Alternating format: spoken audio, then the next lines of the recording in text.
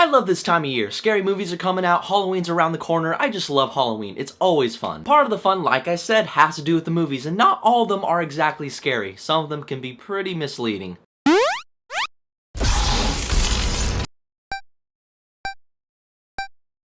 Okay, so the movie with a ton of red in it. There's a lot in here. So Crimson Peak follows the story of a young woman named Edith. She's an inspired author trying to make it big, and it's heavily influenced on her ability of actually seeing ghosts. Until one day she meets a young man named Thomas Sharp, and it's pretty typical. They meet up, they get married, and they get a house together. But the house she moves into turns out to be haunted, and it harkens back to the warning she has always received, which is beware of the Crimson Peak. Holy shit, I'm wearing a red shirt. I just realized that until now. And as she unravels the mystery and why this house is related to that warning, she begins to uncover dark secrets that'll make her question those around her. Now, Guillermo del Toro is one of my favorite directors. He directs Crimson Peak, and I was really excited because I felt like it was his return to form. This guy is a visionary director, and he's known for making creepy and well-designed monsters wrapped up in a very interesting story, and that's how I felt like Crimson Peak was going to be like. Nope.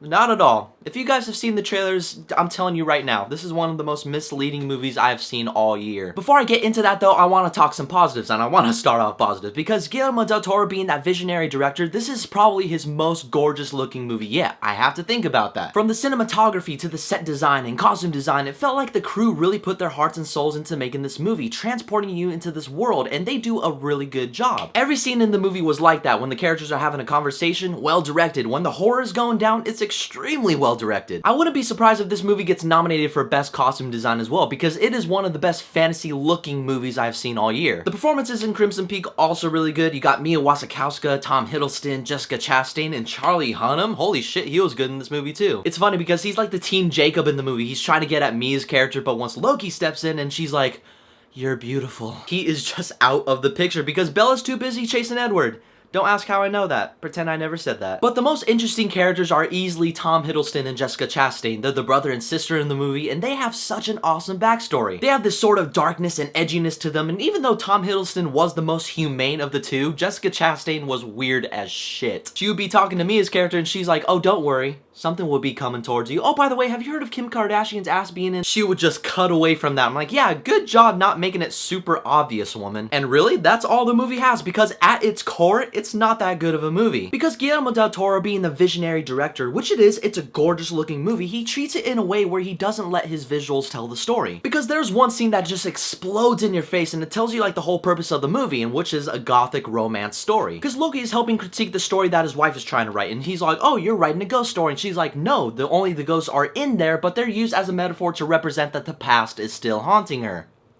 Just straight up like that through dialogue, and it goes against the whole visual storytelling that this movie had potential of doing, and I'm just like, come on, I can figure that out myself. And like I said, on it being an extremely misleading movie, it advertises itself as a horror movie, but in actuality, it's a romance movie with ghosts in it. And the ghosts, they're not really in there, they're only in there for like a couple seconds. Which is the same story that Mia's character is trying to write, and it's another way of Del Toro telling us, hey, it's not a horror movie, it's a romance movie. You've seen movies like this 100 times over, and when you see it all unfold, it's nothing special really. It kind of disappointed me. At times, Crimson Peak would treat it like a mystery, like Mia's character is trying to unravel the meaning behind the house, which has to relate to the warning that she has been receiving all her life. But since the movie tosses every single exposition at you, you figure out the mystery like the middle end of it. So it's not that surprising when you see the final act play out and you're like, I had to sit through a romance movie with a little bit of ghosts in it for this? This kind of sucks. So some of you out there might get pissed off when you finish this movie thinking that it's a horror movie, and it's not. But then again, Guillermo del Toro told us before that it's a romance movie more than a horror movie, so know that before you watch Crimson Peak, which you definitely shouldn't. It's not worth the watch. Because in the end, Crimson Peak had amazing set design, beautiful cinematography. It's one of the best looking movies I've seen so far this year. The characters were interesting. Tom Hiddleston, Jessica Chastain, they steal the show. But for those looking for a horror movie, you're not gonna get it. But even those who are looking for a romance movie, you're not gonna get it. Crimson Peak is not worth the theater experience, but it will be worth the red box release. Oh, by the way, Kim Kardashian's ass would be more interesting. That is just fact. I'm telling you that right now. But anyway, guys, I want to know what your thoughts are about Crimson Peak. What is the most misleading movie that you have seen this year? Whatever your thoughts are, leave them down below. And as always, there's a link for my Twitter and my Facebook below as well. Keep in contact with me. Don't forget to hit that subscribe button. But in the meantime, I have to get going to go set up my Halloween costume because it's pretty sweet. Hopefully I get to show that to you guys.